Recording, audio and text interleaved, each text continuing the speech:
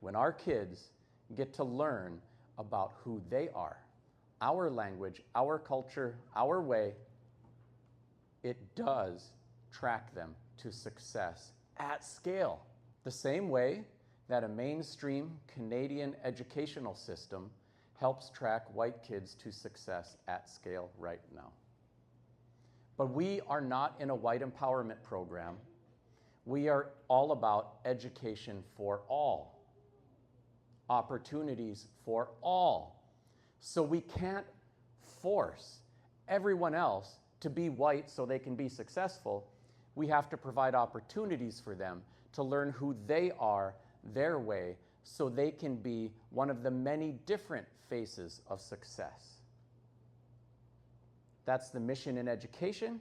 That is what will define a successful democracy, one that can support all of its citizens, not just the ones who dominate everybody else.